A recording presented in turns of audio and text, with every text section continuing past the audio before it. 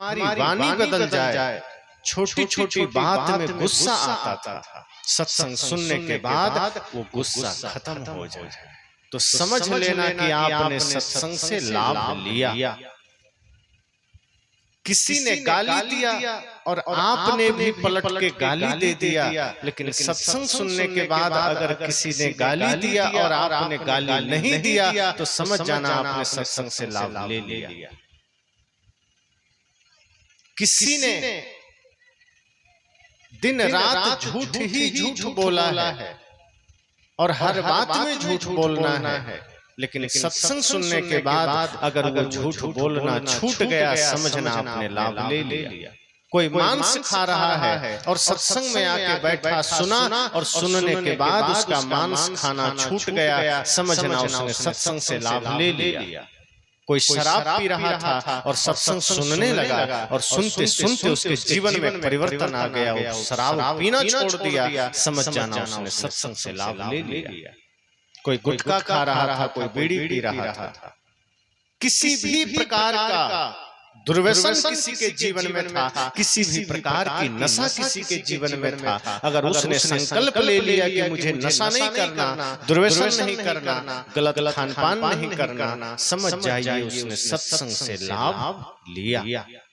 और यदि सत्संग सुनने के बाद भी घर के झगड़े नहीं मिटे, नशा नहीं छूटी, दुर्व्यसन नहीं छूटा, झूठ छल कपट नहीं छूटा, नफरत नहीं छूटी, घृणा नहीं छूटी, तो समझना कि यहाँ बैठे तो थे लेकिन लाभ नहीं लिया। तो यही ध्यान देना है कि सत्संग तो हम सुनते हैं पर सत्संग से हमने लाभ लिया। अगर संत ये कहें कि आपने सत्संग से लाभ लिया क्या, तो आप इतना ही कहिए कि सुने तो हैं लेकिन अभी हम उसको लाभ लेने का प्रयास कर रहे हैं और करेंगे। वो लाभ हमारे जीवन में उतरना चाहिए, वो लाभ हमारे आचरण में उतरना चाहिए, वो सत्संग हमारी वाणी में उतरनी चाहिए। एक व्यक्ति जो सत्संग नहीं करता है अगर वो गाली भी दे दिया और हमने भी गाली दे दिया तो उसमें और हमें फर्क क्या रहा। एक व्यक्ति सत्संग से दूर है, वो आपसे झगड़ा कर लिया और हमने भी बदले में झगड़ा कर लिया तो उसमें और आप में फर्क क्या रहा। इसलिए संत जन कहते हैं सत्संग आपको बदलता है, आपको आपके स्वभाव से परिचय कराता है। अब आपका स्वभाव क्या है, मनुष्य का स्वभाव क्या है, गुस्सा करना स्वभाव नहीं है, गाली देना स्वभाव नहीं है, नफरत करना स्वभाव नहीं है, झूठ बोलना स्वभाव नहीं है, ये सिर्फ आदतें हैं। मनुष्य का स्वभाव तो सदा ही प्रेम है, मनुष्य का स्वभाव तो सत्य है, मनुष्य का स्वभाव तो करुणा है, मनुष्य का स्वभाव भक्ति है। जैसे जल का स्वभाव शीतलता है, आग का स्वभाव उष्णता है, जलाना है। आग कैसी भी हो आप उसको कहीं लगा दीजिए, वो वस्तुएं को जला देती है। इसी तरह से जल का, पानी का जो स्वभाव है वो शीतल होना है, उसको कोई बदल नहीं सकता है। जो मूल स्वभाव होता है, जो जन्मजात होता है, उसको कभी बदला नहीं जा सकता। अब कोई आदमी कहेगा कि हम जल को खौला देंगे, पानी उबाल देंगे, तो शीतल कहां से रहे। कोई कह सकता है कि अगर हम पानी को खूब गर्म कर दें 100 डिग्री तापमान पर तो वो तो शीतल नहीं रहेगा, वो तो गर्म हो जाएगा। लेकिन ध्यान दीजिएगा, जल को जब आप गर्म करेंगे 100 डिग्री तापमान पर भी गर्म कर देंगे तो उसका बाहरी आवरण जरूर गर्म हो जाएगा पर उसका मूल स्वभाव शीतल रहेगा। और भरोसा ना हो तो आप खौलते हुए पानी को आग पर डाल के देख लीजिए, वो खौलता हुआ पानी भी आपको बुझा देगा, क्योंकि उसका स्वभाव मूल में शीतल है। वो बाहर से गर्म किया गया है, वो भीतर से गर्म नहीं है। और जो भीतर से ही ठंडा है, अब बाहर से कितना भी गर्म कर दीजिए वो आग में जाने के बाद अपना काम कर देता है। इसलिए खौलता हुआ पानी भी आग बुझा सकता है। इसी तरह से हम और आप सबका भीतर से जो स्वभाव है वो प्रेम का है, वो सत्य का है, वो अहिंसा का है, करुणा का है, भक्ति का है।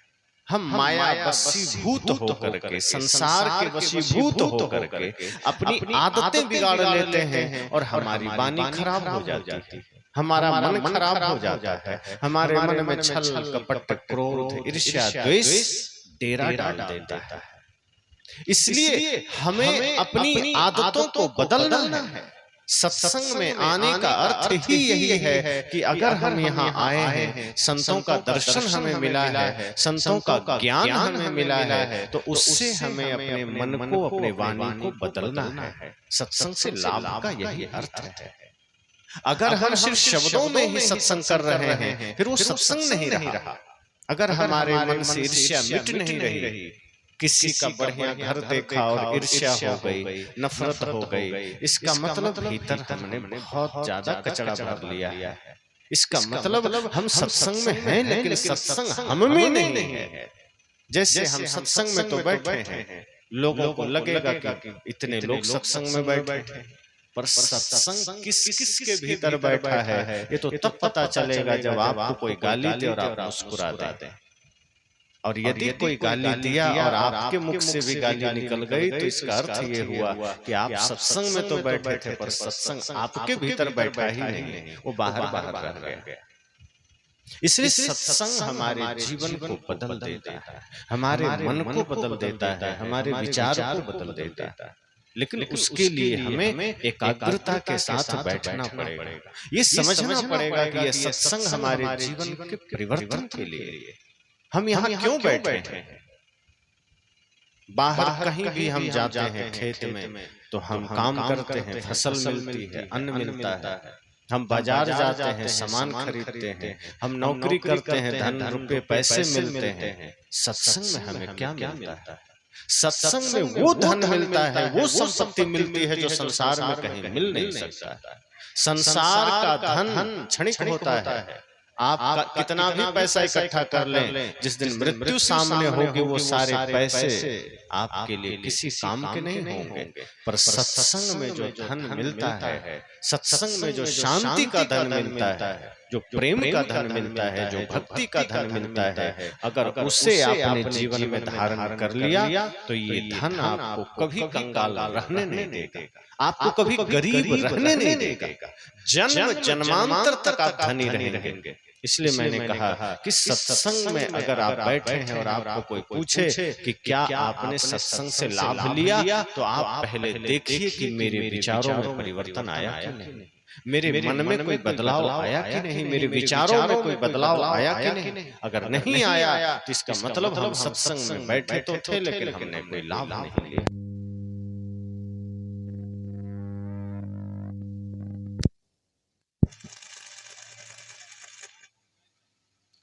हमने कोई लाभ लिया ही नहीं। बाहरी आवरण, बाहरी ज्ञान सिर्फ दिखावा होता है। हम बाहर के वेश से अपने आप को मान तो लेते हैं कि हम भक्त हैं, हम साधु हैं। अब कोई तिलक लगा लिया तो अपने को पुजारी मान लिया, कोई ऐसा सफेद कपड़ा पहन लिया तो हम अपने आप को साधु मान लिए, कोई कुछ लंबे समय से वेश पहन लिया तो समझ लिया कि हम बड़े साधु हो गए। लेकिन हमारा विचार कितना पवित्र हुआ है ये तय करेगा कि हम साधु हैं कि नहीं। हमारा मन कितना निर्मल है ये तय करेगा कि हम साधु हैं कि नहीं। अगर कोई आपके वेश में रह करके निर्मल मन वाला व्यक्ति है तो समझना कि वो साधु है। और अगर श्वेत वस्त्र धारण करके हमारे मन में कपट है, ईर्ष्या है, द्वेष है, तो हम साधु नहीं। साधु होने का प्रमाण कपड़ा नहीं, साधु होने की पहचान हमारे वस्त्र या टीके या माला नहीं है। साधु होने का प्रमाण हमारा आचरण है। इसलिए साहब ने कहा है, वेश देख मत भूलिए, बूझ लीजिए ज्ञान, अब बिना कसौटी होत नहीं कंचन की पहचान।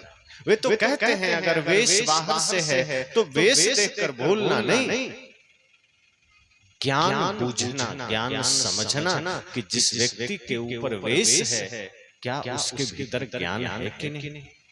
और ज्ञान शब्द का बड़ा गहरा अर्थ होता है। ये मत समझ लीजिए कि शास्त्रों को जो पढ़ लिया वो ज्ञानी हो गया।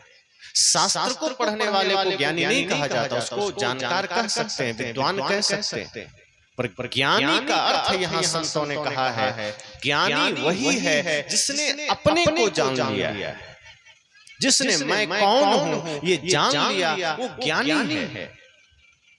तो जो ज्ञानी है, जिसने मैं को जाना, जिसने संसार और शरीर की नश्वरता को जाना, जो यह भी जाना कि मेरा और जगत का संबंध क्या है, कितना दिन का है, समझ जाना वो ज्ञानी है।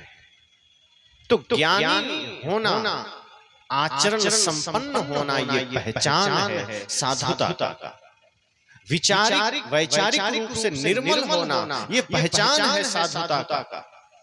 इसलिए यह सोचना कि हम बाहर से कुछ कर ले तो हम भक्त हो गए, सत्संगी हो गए, साधु हो गए, संतों ने कहा नहीं। आपका भीतर परिवर्तन होना चाहिए। आप क्या दे रहे हैं समाज को, आपका जीवन कैसा है, आपका जीने का ढंग कैसा है, आपका मन कैसा है, ये महत्वपूर्ण है। आपका जीने का तरीका कैसा है, ये महत्वपूर्ण है। तो मैंने कहा कि अगर कोई कहे कि आपने सत्संग से लाभ लिया, तो सबसे पहले आंखें बंद करिए और सोचिए कि मेरे जीवन में कोई बदलाव आया क्या? हम इतनी देर बैठे थे, इतनी देर से सत्संग सुन रहे थे, हमारे जीवन में कोई सुधार आया? सफाई सिर्फ बाहर ही नहीं हो, भीतर भी हो। साहब कहते हैं कि बाहर आप झाड़ू लगाते हैं तो आंगन साफ हो जाएगा, आपका घर साफ हो जाएगा, आपका घर के आगे की सड़क साफ हो जाएगी। लेकिन जब आप अंदर झाड़ू लगाते हैं तो आपका मन साफ होता है, हृदय साफ होता है। अंदर अगर ज्ञान का झाड़ू, अब अंदर नारियल का झाड़ू तो लगेगा नहीं। अब कोई सोचे कि अंदर नारियल झाड़ू डाल के लगाते हैं तो ये तो ना समझी हो। साहब अगर कहते हैं अंदर झाड़ू दे के कूड़ा दूर बहाओ, तो वहां अर्थ यह है कि ज्ञान का झाड़ू अंदर लगाइए। बाहर अगर आप फूल का, नारियल का, ताड़ का झाड़ू लगा रहे हैं तो भीतर ज्ञान का झाड़ू लगाइए। और जब भीतर ज्ञान का झाड़ू लगेगा तो मन निर्मल होगा, हमारा हृदय निर्मल होगा, हमारा हृदय पावन होगा। इसलिए सत्संग हमें वो ज्ञान का झाड़ू देता है जिससे हम अपने भीतर की सफाई कर सकें, भीतर के कचरे को निकाल सकें। पर समस्या ये होती है ना कि लंबे समय तक हमें अपनी कमियां दिखती ही नहीं, हमें ये पता ही नहीं चलता कि हाँ हम में कुछ बुराइयां भी हैं, कि हमें कोई त्रुटियां भी हैं। और आदमी और ज्यादा अपनी त्रुटियों की ही रक्षा करने में लग जाता है। आदमी सोचता है नहीं हम गलत कैसे हो सकते हैं, हम तो सही। पहली अज्ञानता ही यही है कि हम स्वयं को सही मान रहे हैं। अगर जीवन में आगे बढ़ना है तो यह भाव रखना चाहिए कि हो सकता है मेरा मन गलत हो सकता है मैं भी गलत हो सकता हूँ, कोई सामने वाला ही गलत थोड़े हो। हम सदा यह सोचते हैं कि नहीं सामने वाला ही गलत होगा। बड़ा भाई सोच रहा है छोटा भाई गलत, छोटा सोच रहा है बड़ा भाई गलत, पुत्र सोचता है पिताजी गलत है, पिताजी सोचते हैं बेटा गलत, बहू सोचती है सास माँ गलत है, सास माँ सोचती है बहू गलत है, गुरु सोच रहा है शिष्य गलत है, शिष्य सोच रहा है गुरु गलत है। कोई ये सोच ही नहीं रहा है कि हो सकता है मैं ही गलत हूं। दोष पराये देख के चले हंसत हंसत अपनी याद न आवई जिसका आदि न अंत। साहब ने कहा हम दूसरों का दोष देखते चले जाते हैं, अपना नहीं देखते। अगर हम अपना देख लें तो शायद सुधार हो जाए। दूसरे का देखने से न सुधार होता है न अपना कोई लाभ होता है। दूसरा सुधरता नहीं, अपना मन अहंकार से भरा रहता है। तो हम अपने भीतर की गंदगी को इसलिए भी दूर नहीं कर पाते क्योंकि हम मानते ही नहीं कि गंदगी। जैसे आपको ये लगेगा कि यहाँ कचरा है तभी तो आप झाड़ू लगाएंगे, आपको ये लगे ही नहीं कि यहाँ कचरा है तो आप झाड़ू क्यों लगाएंगे। अगर हमें अपने भीतर की बुराई दिख जाए हमें अपने भीतर की गंदगी दिख जाए तभी तो हम ज्ञान का प्रयोग करेंगे, तभी तो हम उसे साफ करने की कोशिश करेंगे, लेकिन हमें दिखता ही नहीं। हम तो बेहोशी में चले जा रहे हैं, सत्संग चल रहा है, परिवर्तन नहीं आ रहा। कई लोग सोचते हैं संतों का तो काम है कहने का, कहने दो, हमें तो अपना काम करना है। आज के समय में कौन इतना धर्मात्मा बनता है? कलयुग है, जो जैसा करे उसके साथ वैसा बन के रहो। कोई गाली दे तो गाली दो, कोई झगड़ा करे तो झगड़ा करो, कोई लाठी मारे तो लाठी मारो, कोई अपशब्द कहे तो अपशब्द कहो, नशा करो, दुर्व्यसन करो, मांस मछली खाओ, ये साधुओं का तो काम है कहते रहना। अगर हमने मन में ये बना लिया तो जीवन में कभी कोई बदलाव नहीं आएगा। संत कहते हैं कलयुग नहीं है, कलयुग हमारे मन में है। अगर हम गलत सोचते हैं तो हमारे लिए कलयुग है, हम सही सोचते हैं सतयुग है। हम प्रेम में जीते हैं, हम स्वर्ग में जीते हैं, हम क्रोध में जीते हैं, हम नरक में जीते हैं। सब कुछ यही है, कुछ बाहर नहीं। अगर हम मन को निर्मल कर लेते हैं हमारे लिए सतयुग हो जाता है। हम किसी के लिए शुभ भावना कर लेते हैं हमारे लिए सतयुग हो जाता है। हम किसी भूखे को भोजन दे देते हैं हमारे लिए सतयुग हो जाता है। हम किसी प्यासे को पानी दे देते हैं हमारे लिए सतयुग हो जाता है। हम किसी भूखे को भोजन, प्यासे को पानी और किसी दरिद्र का सहायक बन जाते हैं, किसी असहाय का सहारा बन जाते हैं, किसी निर्बल का सहारा बन जाते हैं, हमारे लिए सतयुग हो जाता है। और जब हम किसी के हाथ से उसका निवाला छीन लेते हैं, किसी को हम कष्ट दे देते हैं, किसी का दिल दुखा देते हैं, हमारे लिए कलयुग हो जाता है, अंधेरा हो जाता है। जहाँ अज्ञानता है, जहाँ अविद्या है, जहाँ अहंकार है, जहाँ घृणा है, जहाँ हिंसा है, जहाँ कपट है, वही कलयुग है। और जहाँ प्रेम है, जहाँ भक्ति है, जहाँ सत्य है, वही सतयुग है। तो आज अगर हम भक्ति में जिए तो हमारे लिए आज सतयुग है, आज अगर हम कपट में जिए तो हमारे लिए आज कलयुग है। हम सोचते हैं आज सब जैसा है वैसा ही रहेगा, क्या बदलना। इसलिए आदमी, बहुत से लोग ऐसे हैं जो सत्संग सुनते हैं, नशा नहीं छोड़ पाते। पुराने से पुराने सत्संगी जो गुरु जी से दीक्षा भी ले चुके हैं, कई बार देखता हूं तो वो बीड़ी पीते हुए पाए जाते हैं और चुपके से पीते हैं। और कई ऐसे लोग हैं जो खैनी खाते हैं छिपा के। और चाय तो साधु लोग भी पीते हैं, बहुत से चाय छूटती नहीं। संतों ने कहा नशा, दुर्व्यसन या जो कुछ भी अखाद्य है, हम पहले उससे मुक्ति अपने आप को पाएं, पहले उससे छोड़ें। काम, क्रोध, लोभ, मोह तो थोड़ा सूक्ष्म विकार है, ये तो साधना से छूटेगी। पहले हम नशा, दुर्व्यसन ये तो छोड़ दें, पहले हम गलत खान पान तो छोड़ दें, पहले हम गलत बोली तो छोड़ दें। गाली बात बात में आदमी निकालता है, छोटी छोटी बात में आदमी मुख में गाली ले आता है। अब और गाली भी ऐसी ऐसी देता है जिस गाली में किसी से कोई मतलब नहीं है। और आदमी की लापरवाही देखिए, कहीं चल रहा है, रास्ते में कंकड़ में ठोकर लग गया पैर में, वहां गाली दे दिया। कंकड़ को क्या पता, अब उसको गाली दे दिया। कहीं चलते चलते बांस में टकरा गया, बांस को गाली दे दिया।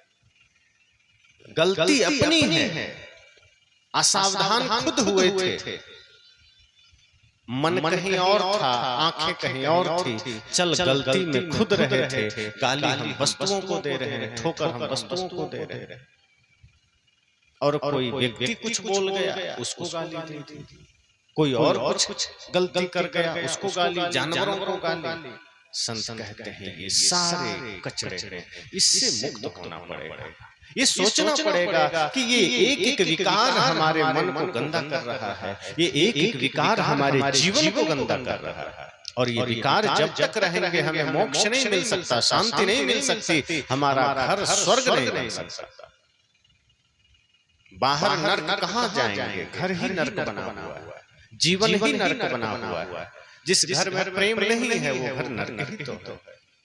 जहाँ भाई भाई में प्रेम नहीं है, जहाँ माता पिता गुरु का सम्मान नहीं है, वो घर नर्क ही तो है। जहाँ सास बहू में प्रेम नहीं है, वो घर नर्क ही तो है। अगर घर को स्वर्ग बनाना है, बल्कि घर को ही मंदिर बनाना है, तो प्रेम जीवन में धारण करना पड़ेगा। सत्य धारण करना पड़ेगा, भक्ति में उतरना पड़ेगा। और भक्ति जब जीवन में उतरेगी, सत्य जीवन में उतरेगा, प्रेम जीवन में उतरेगा, तो आपका घर ही मंदिर बन जाएगा। फिर आप बाहर के मंदिर में जाएं ना जाएं कोई फर्क नहीं पड़ेगा। अभी तो मंदिरों में जाते हैं, कहाँ फर्क पड़ा। मंदिर जाते हैं, खूब पूजा करते हैं, लेकिन जीवन में कोई परिवर्तन नहीं आया, क्योंकि मन नहीं बदला, मन कचरा में है। अब देखिए, पहले के राक्षस लोग भी तपस्याएं करते थे। अब तपस्या तो राक्षस भी करते थे, शिव जी का और ब्रह्मा जी का, लेकिन क्या उसका मन साफ था? जगत कल्याण के लिए तपस्या करता था, मारने के लिए, संसार पर कब्जा करने के लिए, दूसरों का धन छीनने के लिए, दूसरे की शक्ति छीनने के लिए, दूसरे को परेशान करने के लिए। अगर कोई भगवान की भी तपस्या कर रहा है गलत मनसा से, वो सही कैसे हो जाएगा? तो तपस्या तो राक्षस भी करते थे।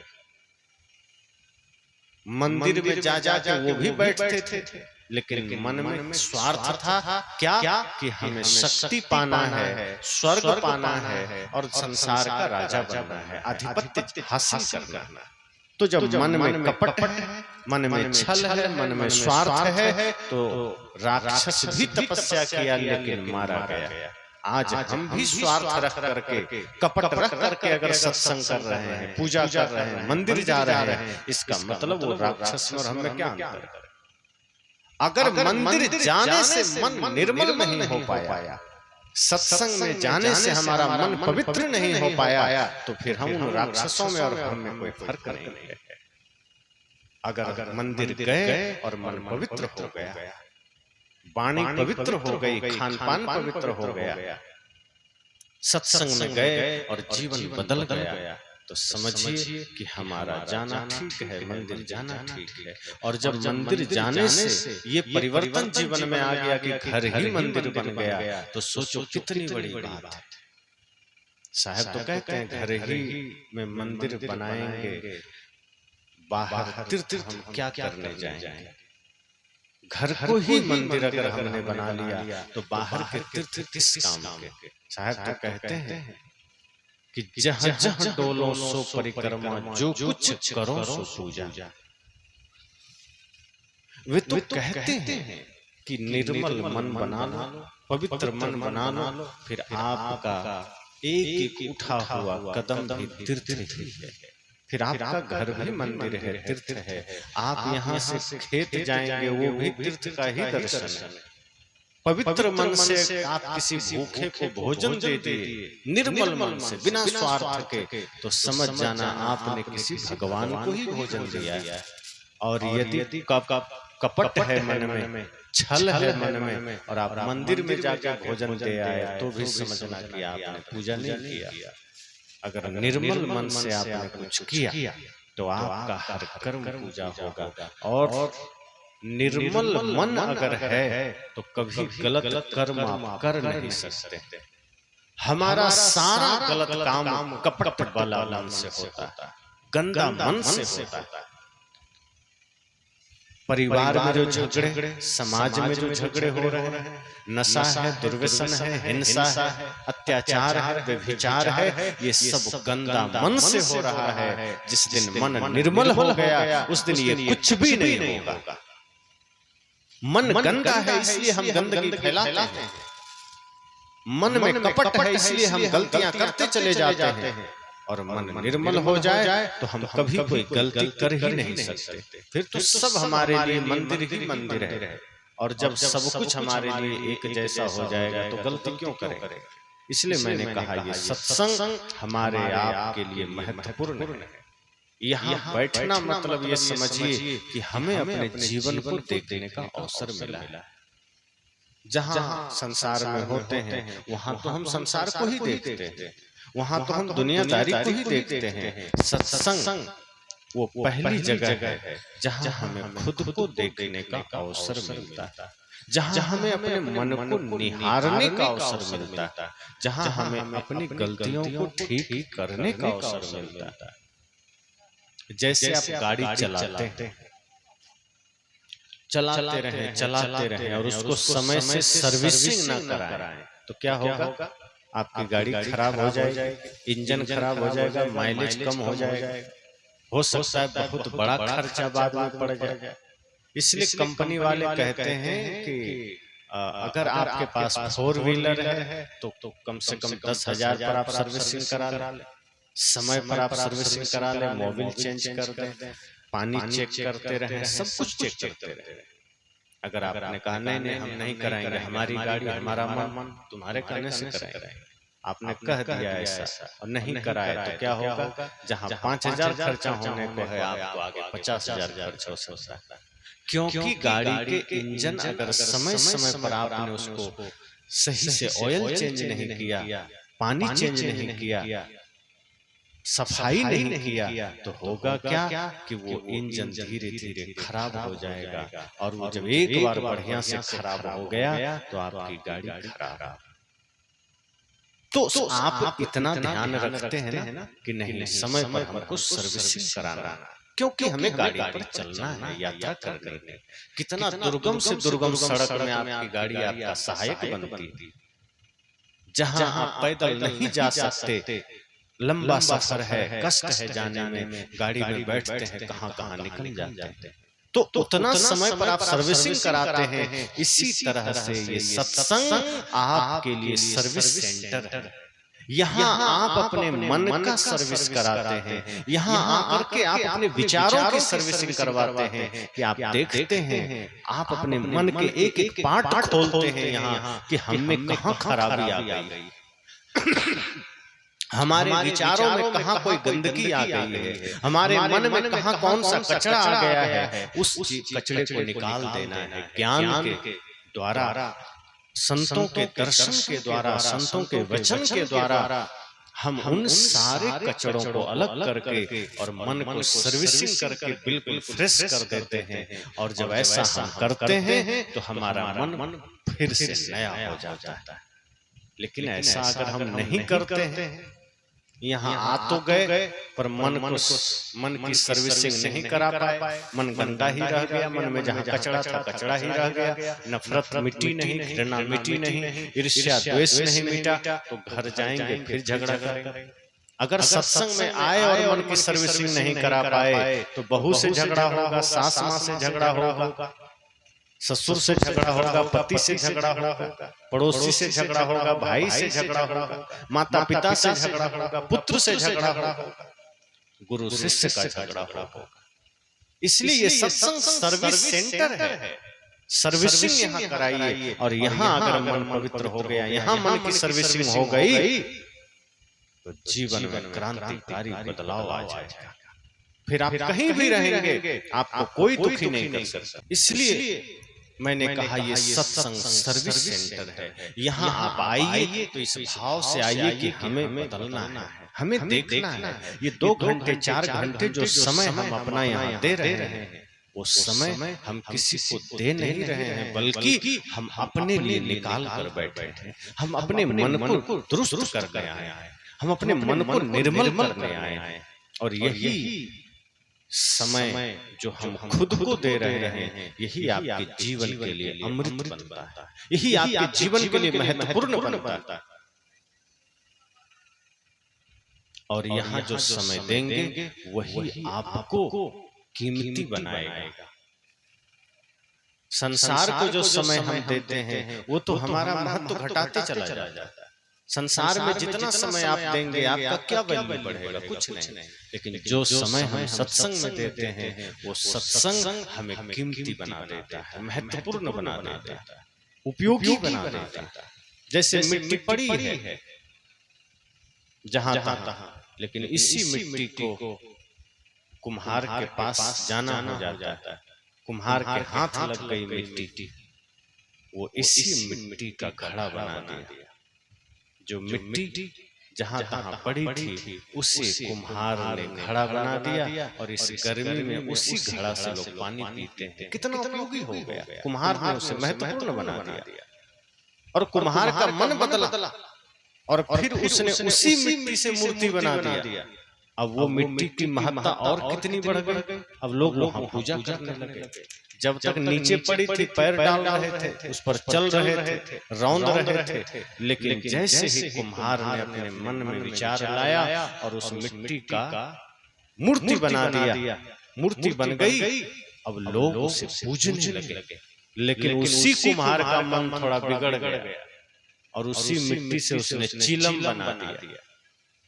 घड़ा बनाया, मूर्ति बनाया और मन थोड़ा बिगड़ा, चिलम बना दिया। अब वही मिट्टी जो घड़ा के रूप में दूसरे का प्यास बुझा रही थी, अब चिलम बन करके दिल जला रही, फेफड़े में धुआं भर रही। मिट्टी वही है, किसी अच्छे व्यक्ति के हाथ में गई, किसी सुलझे हुए मन के हाथ में गई, तो वो मिट्टी घड़ा बन गई, वो मिट्टी मूर्ति बन गई। और वही मिट्टी किसी कचड़े वाले दिमाग के हाथ में चली गई, किसी कपट वाले व्यक्ति के हाथ में चली गई, तो उसी का उसने चिलम बना दिया। इसी तरह से जब हमारा जीवन किसी सच्चे संत के निगरानी में चला जाता है, तो वो हमें पूज्य बना देते हैं, कीमती बना देते हैं। और जब हमारा जीवन संसारियों के हाथ में रहता है, दुनियादारी के पास रहता है, छल कपट में रहता है, तो हमारी कोई कीमत नहीं होती। पत्थर को ही देखिए, जो पत्थर जहां तहां पड़ा है ठोकर खाता है, न जाने कितने कचड़े में होता, लेकिन वही पत्थर को कोई मूर्तिकार छेनी हथौड़ी मार मार के मूर्ति बना देता है, वो पूजने के काम आता है, मंदिर की शोभा बन जाती है, भगवान बन जाता है। लेकिन वो पत्थर छेनी हथौड़ी से डरता नहीं है। अगर वो डर जाए कि मुझ पर हथौड़ी क्यों चला रहे हो, तो वो पत्थर कभी भगवान नहीं बन सकता। इसी तरह से जब हम सच्चे सद्गुरु, सच्चे संत के पास अपने जीवन को समर्पित कर देते हैं, तो गुरु भी हम पर ज्ञान का हथौड़ा चलाते हैं, ज्ञान की छेनी चलाते हैं। ज्ञान वैराग्य और अपने तप से हमारे जीवन को वो भी धीरे धीरे चोट करते करते मूर्ति बना देते हैं, भगवान बना देते हैं। इसलिए तो कहा है, पारस में अरु संत में बड़ो अंतरो जान, वो लोहा कंचन करे गुरु कर ले आप समान। साहब ने कहा कि अगर संत को जानना है तो ऐसे जानना कि जैसे आपने पत्थर, पारस पत्थर का नाम सुना होगा। लोग कहते हैं कि पारस पत्थर की बड़ी महत्ता है, उसका बड़ा गुण है। क्या है? पारस पत्थर अगर लोहे में छुआ दिया जाए तो लोहा सोना बन जाता है। अगर पारस का स्पर्श लोहे को हो गया तो लोहा सोना बन जाता है। साहब कहते हैं, लेकिन गुरु और पारस में थोड़ा अंतर है। पारस लोहा को सोना बना देता है, लोहा को पारस तो नहीं बना पाता ना। लेकिन गुरु की वो शक्ति है, गुरु का वो सामर्थ्य है कि गुरु अपने शिष्य को शिष्य नहीं बल्कि गुरु ही बना लेता है, उसको अपने जैसा बना लेता है। तो जब हमारा जीवन सच्चे गुरु के पास चला जाए तो गुरु अनुशासन में हमें रहना भी सिखाते हैं और अपने ज्ञान के हथौड़ी से हमें मूर्ति से भी ज्यादा कीमती बना देते हैं। फिर हम समाज में पूजनीय हो जाते हैं।